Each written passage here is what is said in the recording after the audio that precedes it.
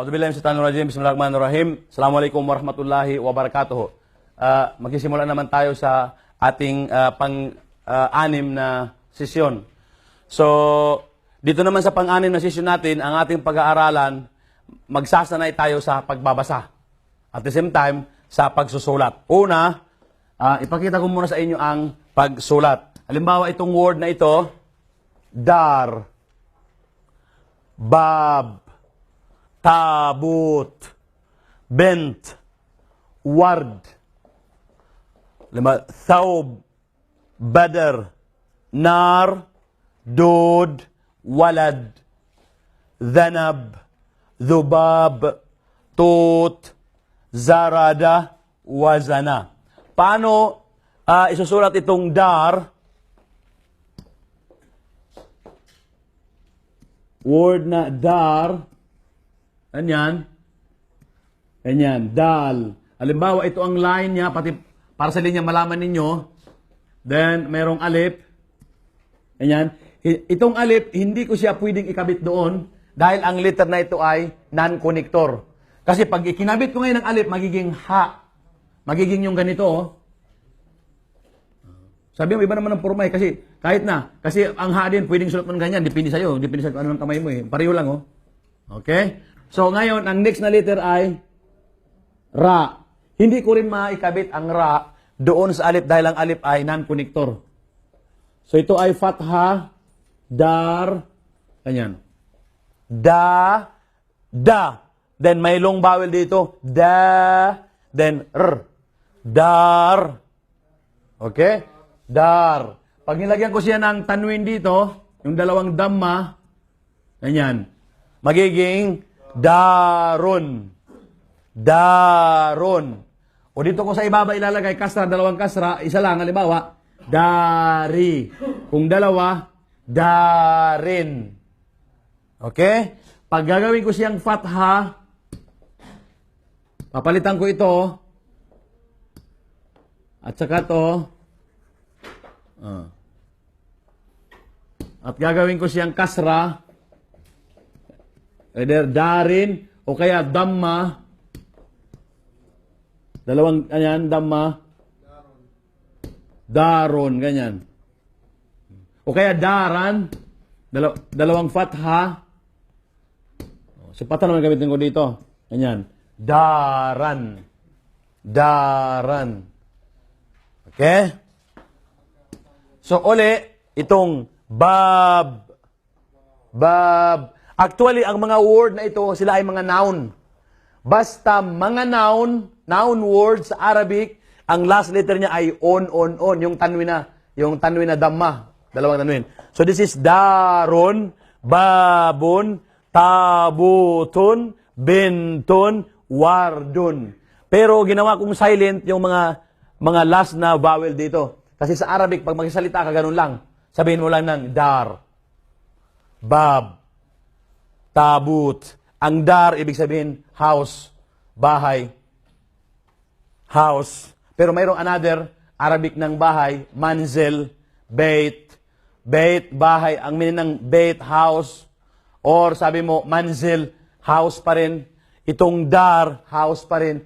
Pero ang style na word, ito yung pag sinabi mo ng house of the Lord, di ba mga ganun? House of representative, house of, ano gusto mo sabihin? Ito siya, itong ginagamit, dar. Hindi manzil, hindi bait. Ang bait doon ginagamit sa tinitirhan. Itong dar, ginagamit doon sa para mga opisina, para mga malalaking palasyo, whatsoever, ganun siya. Dar. Then, babon, sabi mo, bab.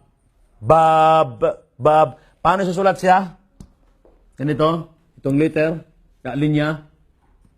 Ganyan, ba, alip, then ba. Pag pinagkabit-kabit mo siya, nandito na. Yung ba na, kasi connector, pwede siyang i-connect. So, ganyan ang ba. Ready mo yung connection niya. I-stress mo na lang yan. Then, ikabit mo ang ba, ganyan. Ang alip, ganyan. And then, ang another ba. So, ang mangyayari sa ba na ito, itatabi mo lang kasi, ang alip ay non-connector dito sa kaliwa. Ngayon, kung marunong mabilis ka na magsulat, ito ang gagawin, magsulat mo na. Ganyan, dugtong mo lang alip, then bab. O kaya ganyan, no? Ano lang? Bab. Or babon. Okay, ito yung mga begin ng mga words. Next word. Tabut. Ano yung tabut? Yung ano pa yung pangalan ng yung funeral, yung nilalagyan ng patay? Kabaong. Yan ang tabut. Kabaong. Okay? So, ang tabut, ta, alif, ba, waw, at saka ta. 4 na letters. O 5. Ta, alif, ba, waw, ta. Paano yun? Tabut, yun. Ta, alif, ba, bu, then waw, sukun. Tabu, then another ta. Ganyan. Tabut. Tabut. Itong alif? Kung alisin mo siya, mamistik ang spelling. Pwede rin mabasa, tingnan mo. Mabasa rin, no? Tabut. Pero huwag mo sabihin ng tabut. Sabihin mo lang ng tabut. Tabut. Pag sinabi mo ng, Yaki, anay sup hinak, tabut. Sabi mo, sino tabut? Sino tabut? Pag sinabi mo ng, ada malmayit, ada tabut. Tabut. So, maintindihan halimbawa ng tao pero wrong spelling. Kaya kailangan mo ibalik ang alif para makorek ang spelling mo. Okay? Okay? Halimbawa, pag meron kang girlfriend na Lebanese, ang mga Arabiana mahilig sila sa mga tula.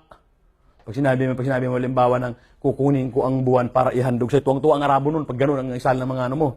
Ngayon, sabi mo halimbawa, sabihin mo, gusto mong sabihin sa kanya halimbawa na, you are my heart. Tuwang-tuwa yun. Ano yung heart? Sa Arabic, qalb. Ito. Qaf. Yan. Qal. Qa. Then lam. Ganyan. Qal. Qa. Ito ha. Qa. Qa. Then ba. Ganyan. Ba. Ganyan. Tingnan mo. So this is qalb. Pag diniretso mo, ito ay qalbun. Qalbun. Pag sinilent mo, sabi mo, qalb. Qalb. Okay? So, magpaano ka naman? Ganun ba, no? Okay. Okay. So, ito yung qalb, ito yung heart. Another Arabic, the same word, the same sound. Ito naman. Itong ka na ito, this is ka. Ito ay Q, ito ang key. Ito ay Q, ito ay key.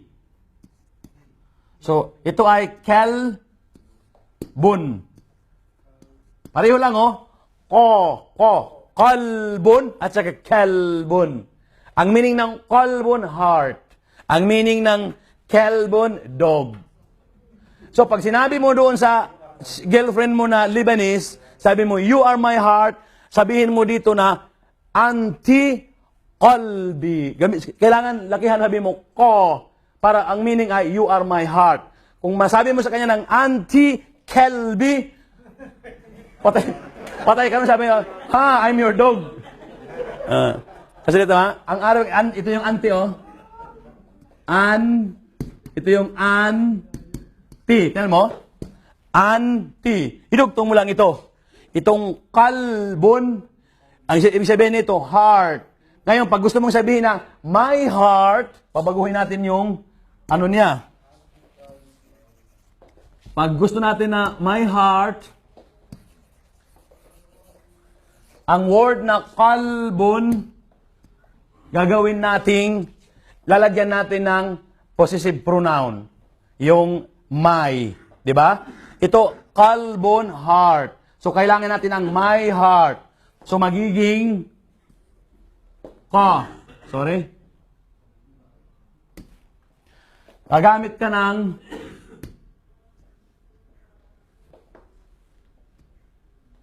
okay?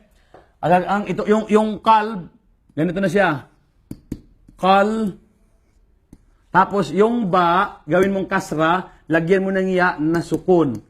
So, magiging kalbi. Ang ibig sabihin ng kalbi, my heart. Itong ya na ito yung my. Possessive pronoun. My heart. So sabi mo, anti qalbi. You are my heart. Pero pag ang ginamit mo yung isa, instead na itong Q, gagamitan mo ng ke, magiging, you are my dog. So, iniingatan ang pronunciation. Okay? Kailangan may long vowel, short vowel, short vowel. Kung fatha, kasra, dama. So, ito yung iniingatan sa Arabic. Alaykum salam wa barakatuh. Wadalo. Ito yung iniingatan sa Arabic. Ang pronunciation, kung ang vowel ay fatha, kailangan fatha. Kung kasra, kailangan siguruhin mo. Kasi mag-iiba. Pag sinabi mong adhan, yung Allahu Akbar, yung adhan sa masjid. Pag sinabi mong udhun, itong tainga. So, yung a at saka ulang sabi mong udhun, tainga. Pag sinabi mong adhan, yung Allahu Akbar. Okay, kaya sa Arabic, piningatan natin yung mga ganun. So, okay, so alhamdulillah, na-training tayo ng kung paano ang pag-join ng mga letters. Halimbawa yung word na bent, ito